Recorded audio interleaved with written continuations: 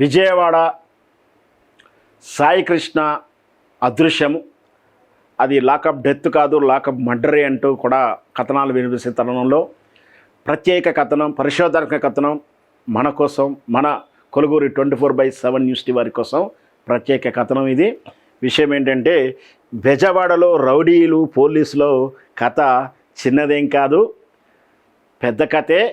అది పాత కథే. ఎందుకంటే విజయవాడలో రౌడీజం గురించి కానీ, విజయవాడలో పోలీస్ మార్కు విషయంలో కానీ కొత్త కథ ఏం కాదు, మనం చానాల నుంచి విన్నదే.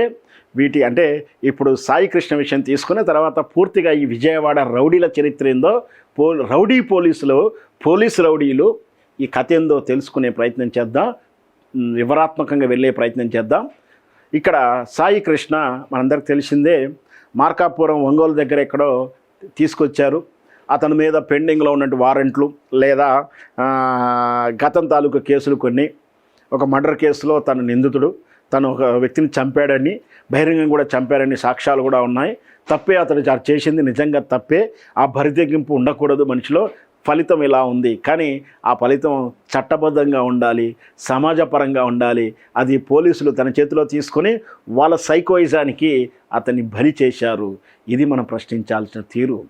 ఇక్కడ ఎందుకు ఇంత చర్చించాల్సి వచ్చిందంటే, కనీసం శవం కూడా ఇవ్వలేనటువంటి దయనీయటువంటి అమానీయమైన సంఘటనలోకి ఈ సమాజం నెట్టివేయబడిందా? ఎందుకు ఇంత దాష్టికం జరుగుతూ ఉంది అంటే, రౌడీలు కానీ, ఇట్లాంటి అనుమానితులు కానీ, చిల్లర దొంగస్తులు కానీ, ముఖ్యంగా బడుగు బలహీన వర్గాలలో పని మనుషులుగా చేస్తున్నప్పుడు ఇంట్లో అనుమానితులుగా ఉన్న వాళ్ళని కూడా తీసుకెళ్ళి చిత్రహింసలు చేసి చంపినటువంటి సంఘటనలు, కోకల్లలు, లాకప్ డెత్ అంటాం, వాటిని లాకప్ మరణం అంటాం, కస్టడీ మరణం అంటాం. దాన్ని కస్టడీలో ఉన్నప్పుడు చనిపోవడం, ఈ చనిపోవడం కూడా మనం స్పష్టంగా చెప్పాం. రకరకాల చనిపోవడాలు ఉన్నాయి. ఇవన్నీ కూడా పోలీసులనే బాధ్యులు చేస్తాయి, పోలీసులనే ప్రశ్నిస్తాయి. అన్నిటి కూడా పోలీసుల వైపే వేలు వెళ్తాయి. చట్టం కూడా, కోర్టు కూడా పోలీసులనే ప్రశ్నిస్తూ ఉంది. ఏమిటి అది అంటే, లాకప్తో థర్డ్ డిగ్రీ పేరు మీద, విచారణ పేరు మీద చిత్రహింసలకు గురి చేస్తే చనిపోవడము, దెబ్బలు తాళలేక చనిపోవడము, నిస్సాయ స్థితిలో చనిపోవడము అదొక కారణము. లేదా పోలీసులు ఎక్కడ కొడతారనో, కొట్టిన దెబ్బలకు ఇంకా ఊహించుకోను తప్ప ఆ దెబ్బలు తాళలేక పోలీస్ స్టేషన్లోనే ఉరేసుకొని చనిపోయినటువంటి కొన్ని సంఘటనలు చూసాం. లేదా పోలీస్ స్టేషన్కి వెళ్ళాల్సిన పరిస్థితుల్లోనే వెళ్ళిన తర్వాత అనారోగ్య కారణాలు, బలహీన కారణాలతోటో, హఠాత్ పరిణామాలతోటో చనిపోయిన వాళ్ళ సంగతి చూసాం. అంటే ఒకసారి పోలీసులు చెయ్యేసి పట్టుకున్నారంటే this we called custody arrest. చేతికి బేడీలు వెళ్ళాల్సిన అవసరం లేదు. మన ఇంటి ముందర పదండి మనం పోదామని చెప్పేసి చేయి పట్టుకొని తీసుకెళ్తే తత్క్షణం నుంచి అరెస్టు, కస్టడీ అని అర్థం చట్టం భాషలో. చేతికి బేడీలేసి పోలీస్ స్టేషన్లో పోయి ఎంట్రీ చేస్తేనే అరెస్ట్ కాదు. పోలీస్ స్టేషన్లో అరెస్ట్ చేసి ఎంట్రీ చేసినప్పుడే అరెస్ట్ కాదు. మన ఇంటి ముందులో, మన దగ్గర రోడ్డు మీదనో దొరికి చెయ్యి పట్టుకొని ఒక పోలీస్ ఆఫీసర్ తీసుకెళ్ళాడంటే దట్ కాల్డ్ అరెస్ట్. అదుపులో తీసుకోవడం, కస్టడీ తీసుకోవడం అంటారు. అక్కడి నుంచి వాళ్ళదే బాధ్యత అతనికి ఏం జరిగినా కూడా. అంటే ఎక్కడి నుంచి కోర్టుకి వెళ్ళి, కోర్టు నుంచి బెయిల్ తీసుకుని ఇంటికి వచ్చేంత వరకు, అంటే బెయిల్ పొందేంత వరకు వాళ్ళదే బాధ్యత. అక్కడెక్కడా చనిపోయినా, ఏ విధంగా చనిపోయినా పోలీసులదే బాధ్యత అవుతుంది. ఎన్నో సందర్భాల్లో, అంటే తరచూ సంవత్సరానికి 50 నుంచి 60-70 దాకా ఇట్లాంటి లాకప్ డెత్తులు వింటూనే ఉంటాం. చనిపోకుండా బలహీనమై అవస్థలు పడేవారి చరిత్ర ఇంకా వేరే ఉంటుంది. అయితే ఇక్కడ మళ్ళీ చాలాసార్లు చెప్పాము ఇదే విషయంలో. చనిపోయిన తర్వాత అంటే ఏదో రకంగా కొట్టడం, చనిపోవడము ఏదో జరిగిపోయిన తర్వాత శవాన్ని వదిలేసి పారిపోయిన పోలీసులను చూసాం. ఆ సమయానికి కుటుంబాలకు ఒప్పజెప్పినంగా వెనకకెళ్ళి తప్పించుకున్నట్టు పోలీసులను చూసాం. లేదా తీసుకొచ్చి ఇంటి ముందులో పడేసినట్టు వాళ్ళని చూసాం. లేదా ఆ ఊరి పెద్దకో, కుల పెద్దకో, గ్రామ పంచాయతీ మెంబర్కో, గ్రామ సర్పంచ్గా ఫోన్ చేసి ఇట్లా జరిగింది తీసుకుపోండి అని చెప్పి పెద్ద మనిషిగా వాళ్ళకి ఒప్పజెప్పిన తరుణాలు చూసాం. అంటే శవాన్ని ఒప్పజెప్తారు కుటుంబాలకు. అంత కూడా హీనమైన పరిస్థితులు. శవంనే మాయం చేశారంటే ఏం జరిగిందనేది ఇక్కడ ప్రశ్న. శవాన్ని మాయం చేశారంటే అక్కడ థర్డ్ డిగ్రీ వల్ల చనిపోలేదేమో, కావాలని హత్య అంటే మూతు మూసి చంపారేమో. ఈ విషయం పోస్ట్ మార్టంలో బయటపడితే కష్టమని చెప్పేసి శవాన్ని మాయం చేశారు. అంటే హత్యగా ఉంటుంది, శవం ఉంటే మాత్రం పెద్ద కేసు అవుతుంది, అంటే అపవాదు కేసు అవుతుంది, కానీ శిక్షలో తీవ్రత మారుతుందని దుర్బుద్ధితోటి శవాన్ని వాళ్ళే దహనం చేసేశారు. కాష్టం కూడా పెట్టలే, అంటే బొంద కూడా పెట్టలే, బురద చేసేశారు. ఇవన్నీ కూడా చూస్తున్న ఆరోపణలు. కానీ ఇంతవరకు నిన్నటిదాకా మనం ఈ సాయి కృష్ణ అనే వ్యక్తిని మేము తీసుకుపోలేదు, మాకు సంబంధం లేదని వార్త వింటామే అనుకున్నాం. కానీ పోలీసులు కూడా ఒప్పుకుంటున్నారు, అధికారికంగా ఎల్లో మీడియా కూడా చెప్తా ఉంది. అదుపులో తీసుకొచ్చిన మాట వాస్తవం, థర్డ్ డిగ్రీ చేశారని కూడా వాళ్ళు కూడా చేతెత్తేశారు. మనం ఇంకెంతకన్నా భజన చేస్తే బాగోదని ఇంకో రకమైన భజన చేస్తున్నారు వాళ్ళు. అతడు ఒక క్రిమినలు, సైకో, రౌడీ షీటరు, గొడ్డలి పార్టీ,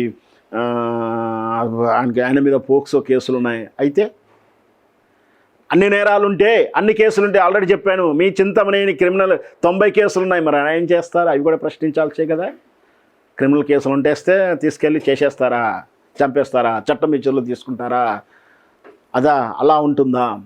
ఇకపోతే వీటిని విమర్శించే వాళ్ళ మీద ఆ కుల సంఘాలు, కుల మీడియాలు, ఎన్నోమైనటువంటి స్టోరీలు అల్లి వండి వారుస్తున్నాయి. అవి దిగజారినట్టు విధానం చూస్తూ ఉన్నాం. అయితే ఇక్కడ మనం ఇట్లా విజయవాడలో చాలాసార్లు ఈ రౌడీజం గురించి వింటూ ఉంటాం. సినిమాలో కూడా ఉంది కదా, ఏమిటది? రౌడీజం పుట్టిందే బెజవాడలోరా, నువ్వు రౌడీజం గురించి మాకు నేర్పుతామంటే కృష్ణ అనేటువంటి రవితేజ నటించిన కృష్ణ అనే సినిమాలో విజయవాడ బేస్గా కథాంశంగా వచ్చిన చిత్రం, రవితేజ నటించిన చిత్రంలో అక్కడ బెజవాడ రౌడీగా ఉండే క్యారెక్టర్ చెప్తూ ఉంటుంది, అరే రౌడీజం పుట్టిందే బెజవాడలో, మీరు మాకు రౌడీజం నేర్పుతా అంటారు. నిజంగా కూడా రౌడీజం హైదరాబాద్లో వినడం చాలా తక్కువ. మొదట్లోనే అంటే బిఫోర్ ఆఫ్ మనం 1980 ముందు తీసుకుంటే ఇక్కడ రౌడీజం ఉండుండవచ్చు, కానీ అంత వేర్లూరుకు పోయలేదు. అక్కడ మాత్రం విజయవాడ ఒంగోలు ఈ క్రైమ్ ఈ బాగా రేటింగ్ ఎక్కువ ఉంటుంది వాటికి. అంటే వ్యవస్థీకరణటువంటి నేరాలు, గ్యాంగ్స్టర్స్, అదంతా పెద్ద చరిత్ర ఉంది. వాటి మీద చాలా సినిమాలు వచ్చాయి. ఒంగోలు చరిత్ర మనం చూసాం కదా, అదే రవితేజ సినిమా వచ్చింది. అట్లాంటి చరిత్రలు చాలా ఉన్నాయి అక్కడ. అంటే చలసాని ఆయన పేరు ఒక్క నిమిషం చెప్తాను. ఇది ఆంధ్రప్రదేశ్ విజయవాడ పోలీస్ మార్కు తీర్పులకు, లాకప్ డెత్, హత్యలకు, ఎన్కౌంటర్లకు కొత్తేం కాదు. రవితేజ హీరోగా బెజవాడ రౌడీల కథాంశంతో వచ్చిన కృష్ణ అనే సినిమా డైలాగు, ఒరే రౌడీజం పుట్టిందే బెజవాడలో, ఈ బెజవాడకి రౌడీజం నేర్పుతామని డైలాగ్ ఉంటుంది. నిజమే, ఒకనాటి చలసాని వెంకటరత్నం, గాంధీ మొదలుకొని ఈనాటి వరకు ఎన్నో రక్త చరిత్రలు ఉన్నాయి విజయవాడకు. చలసాని వెంకటరత్నం, గాంధీ, వంగవీటి బ్రదర్స్, దేవినేని నెహ్రూ బ్రదర్స్ మొదలుకొని చోటామేట రౌడీలు అంటే చిన్న వాళ్ళందరూ కూడా, అంటే తోటా సందీప్, పండు అలియాస్ కేటీఎం పండు, బెనరస్ శ్రీను అలియాస్ పిల్లా శ్రీను, మాచర్ల బాలస్వామి, మడియార అరుణ్ కుమార్, మడిగా వరుణ్ కుమార్, తుమ్మల మనోజ్, వీళ్ళంతా విజయవాడలో రౌడీలుగా పేరొందినటువంటి వ్యక్తులు. పైగా వీళ్ళంతా ఒకరినొకరు కొట్టుకొని చంపుకొని హత్యలు చేసుకున్నటువంటి వాళ్ళు ఉన్నారు. దీంట్లో కొంతమంది పోలీసులు కూడా చంపిన వాళ్ళు ఉండవచ్చు. ఇకపోతే ఇందులో కొంతమంది వారి మధ్య ఉన్న విభేదాల కారణంగా ఒకరినొకరు చంపుకున్న వారు కూడా ఉన్నారు. అయితే పోలీసు మార్కు ట్రీట్మెంట్ వల్ల చనిపోయిన వాళ్ళ చరిత్ర వేరే ఉంది. అది కూడా ఈ స్టోరీ, ఈ crime story, investigation, research and story by myself. నేనే రాసిన ఈ ఆర్టికల్. విషయం ఏంటంటే, సూర్యదేవర మల్లికార్జున ప్రసాద్ అనే వ్యక్తిని ఒక లాడ్జిల్లో అదుపులో తీసుకున్నారు. ఆ తర్వాత మల్లికార్జున ప్రసాద్ జాడే లేదు, ఏమని గగ్గోలు పెడితే మిస్సింగ్ కేసుగానే ఉంది. కానీ ఈరోజు కూడా అతడు చనిపోయాడా బ్రతికున్నాడా లేదా అనేది తెలబట్లేదని నాకు విజయవాడ జర్నలిస్ట్ మిత్రులు చెప్పినటువంటి వార్త ఇది. అంటే నా రీసెర్చ్లో ఇచ్చిన ఇన్ఫర్మేషన్ ఇది. అంటే ఆనాడు మిస్ అయినటువంటి మల్లికార్జున ప్రసాద్ ఇంతవరకు చనిపోయాడని కూడా పోలీసులు చెప్పలేదని కథ చెప్తా ఉంది.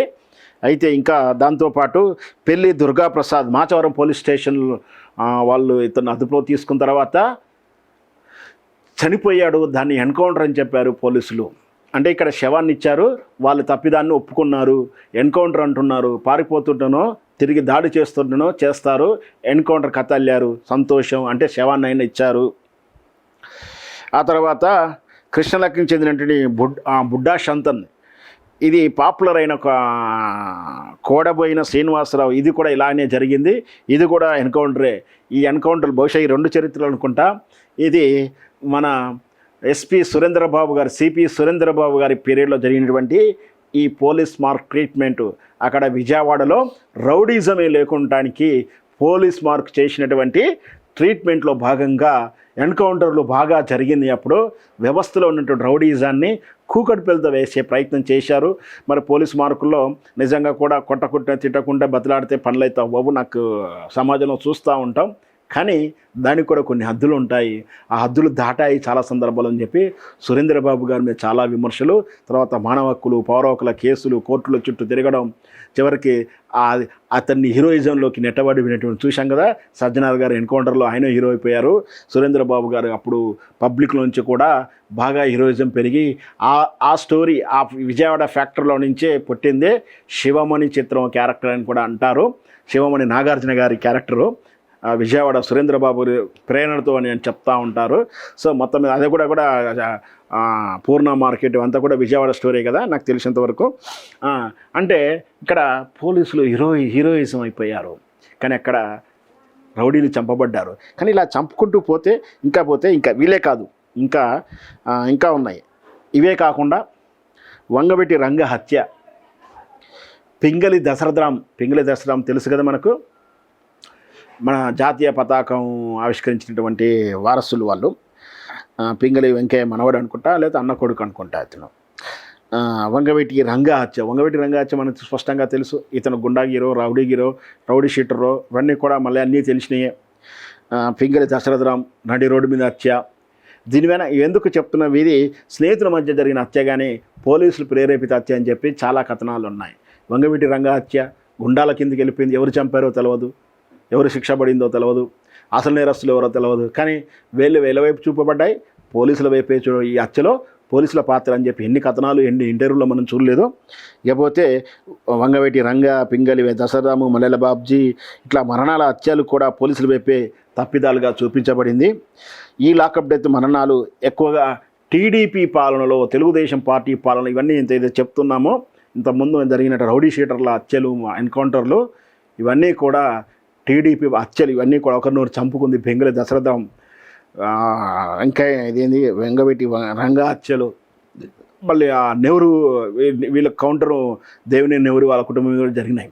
ఎక్కువ టీడీపీ పీరియడ్లో జరిగినాయి. ఇది కాకతాళీయమా మరి ఏమిటి కూడా ఆలోచించుకోవాల్సిన అవసరం. ఇట్లా చనిపోతూ ఉన్నారు. వాస్తవానికి ఏంటి అంటే ఈ లాకప్ డెత్ కానీ లేదా హత్య అని ఇప్పుడే మనం అనలేము దాన్ని, లాకప్ డెత్ ఆర్ ఎన్కౌంటర్లు, ఇవన్నీ కూడా పోలీస్ మార్కులో ఏం చెప్తారు, పరిభాషలో ఏం చెప్తారు పోలీస్ భాషలో అంటే ఎలిమినేషన్ ఆఫ్ రౌడీస్. ఎలిమినేషన్, సమాజానికి చెడు అయినటువంటి వాళ్ళని ఎలిమినేషన్ చేయాలి అని వాళ్ళ టర్మినాలజీలో డిస్కషన్లో చెప్పుకుంటారు. ఎలిమినేషన్ ఆర్డర్ వచ్చేస్తుంది, ఎలిమినేట్ హిమ్ అని. అంటే ఇవన్నీ కూడా అఫీషియల్గా రాతపూర్వకంగా ఇవ్వరు, ఓవరాల్గా డిస్కషన్ ఎలిమినేషన్ అని కోడ్ వేసుకుంటారు. అంటే అన్ని లేపేయాల్సిందే, ఎలిమినేట్ చేయాల్సిందే, తొలగించాల్సిందే, నిష్క్రమించాల్సిందే అతన్ని సమాజం నుంచి అని ఒక కోడ్ లాంగ్వేజ్లో సాధారణంగా పోలీస్ పరిపాలిక భాషలో మాట్లాడుకుంటారు. ఎలిమినేషన్ అంటారు వీటిని. అంటే ఒకసారి ఎలిమినేషన్ అని చెప్పారంటే వాడిని ఎన్కౌంటర్ చేసేయడం, లేపేయడం జరుగుతుంది. మరి బాగానే ఉంది ఎలిమినేషన్ అనేది పోలీస్ పరిభాషలో చెప్తున్నా బాగానే ఉన్నా, ఈ ఎలిమినేషను ఎంతవరకు సమంజసము? నిజంగా వాళ్ళు రౌడీలే, వాళ్ళ వల్ల సమాజంలో బాధలు ఉన్నాయి. అంటే సగటు రోడ్డు మీద నడిచి వెళ్ళలేనటువంటి మహిళలకు భద్రత లేనటువంటి విషయాన్ని కల్పిస్తున్న రౌడీల పట్ల చేస్తే సానుభూతి ఉంటుంది. కానీ ఆ ఎలిమినేషన్ అనేది రౌడీలను ఎన్కౌంటర్ చేయడం వలన ఎలిమినేషన్ చేస్తే రౌడీయిజం ఆగిపోదు. ఇది సారాంశం నేను చెప్పేది. రౌడీలను చంపుకుంటూ వెళ్తే, ఎలిమినేషన్ చేసుకుంటూ వెళ్తే రౌడీయిజం ఎలిమినేట్ అవ్వదు. రౌడీగా మారుతున్నటువంటి సామాజిక కారణాలు, రౌడీగా ఎందుకు మారుతున్నారు, ఆ పరిస్థితులకు ఎందుకు వస్తున్నారు, ఈ సామాజిక అంశాల రూపుమాపడంలో వైఫల్యం చెందితే ఆనాటి ఇప్పుడు ఏదైతే చెప్తా ఉన్నామో చలసాని వెంకటరత్నం కానించి మొదలు పెడితే ఈ రోజు వరకు ఈ రౌడీలు ఇట్లాంటి నాయకత్వ మాఫియాలు పుట్టుకొస్తూనే ఉంటాయి. మీరు చెప్తా ఉన్నాం కదా, అంతమంది కూడా చంపబడ్డారు అని. ఎవరు? సూర్యదేవర మల్లికార్జున ప్రసాద్ అలియాస్ ఇంకెవరైనా సరే, పిల్లి దుర్గా ప్రసాద్ అయినా సరే, శాంతన్ బాబు అయినా సరే, ఎవరైనా సరే, ఇంకా ఎవరినైనా సరే చంపినా, ఎన్కౌంటర్ చేసినా, మీరేమి చేసినా రౌడీజం ఆగిపోవట్లేదు. ఇది కదా మనం చర్చించాల్సి ఉంది. ఎలిమినేషన్ ప్రక్రియలో రౌడీలను ఎలిమినేషన్ చేయగలుగుతారేమో కానీ రౌడీజాన్ని ఎలిమినేషన్ చేయలేరు. సురేంద్రబాబు గారు అంత కృషి చేసినా మళ్ళీ రౌడీజం పుట్టుకొచ్చింది అంటే రౌడీలను ఎలిమినేట్ చేయడం అనేది సరైన నిర్ణయం కాదు. రౌడీలుగా మారుతున్న తరుణంలో వాళ్ళ సామాజిక కారణాలు ఏమిటో వాటిని రూపుమాపే ప్రయత్నం చేయాలి. అప్పుడే ఇట్లా భయాందోళన గురి చేస్తే ఒక తరమో 4 ఏళ్ళలో 3 ఏళ్ళలో వాళ్ళు భయపడి ఇంకో కొత్తవాడు రౌడీగా మారకపోవచ్చు. కానీ సామాజిక కారణాలు రూపుమాపితే ఖచ్చితంగా మళ్ళీ రౌడీ పుట్టకపోవచ్చు అనేది నా ఉద్దేశం. యాజ్ ఏ అనలిస్ట్గా, యాజ్ ఏ క్రైమ్ అనలిస్ట్గా, క్రైమ్ డిపార్ట్మెంట్ దాంట్లో నేను చేసిన అనుభవంతో చెప్తా ఉన్నాను. చాలా స్టోరీలు చూసాము. ఇకపోతే ఇది విషయం. ఇక్కడ విజయవాడ సాయికృష్ణ మనం ఊహిస్తున్నటువంటి ఈ ఊహా కల్పనలు, ఆరోపణలు ఇవన్నీ అబద్ధం కావాలని, ఇవన్నీ నీటి మీద రాత్రి కావాలని, సాయికృష్ణ బ్రతికి రావాలని, సాయికృష్ణ చట్టం ప్రకారం శిక్షించాలని చెప్పాం కదా. కసబ్నే మనం చట్టరీత్యా విచారించి శిక్షించాం. కసబ్నే, తీవ్రవాదులనే చట్టం తీరు అలా ఉంటుంది. కాబట్టి ఆ సాయికృష్ణని తిరిగి పోలీసులు ప్రవేశపెట్టాలని, సాయికృష్ణకి ఏం జరగకూడదని ఆశిస్తూ, కోరుకుంటూ, సాయికృష్ణ కఠినంగా శిక్షించాలని కూడా, ఏదైతే నేరాల్లో ఉన్నాడో దాన్ని కూడా శిక్షించాలని కోరుకుంటూ ఉందాం. సరే, వేచి చూద్దాం. రేపు ఈ కోర్టు వాయిదా ప్రకారం పోలీసులు ఎలా ఉంటుందో, ఏం చర్యలు ఉంటాయో ఇవన్నీ కూడా క్షుణ్ణంగా ఆలోచిద్దాం.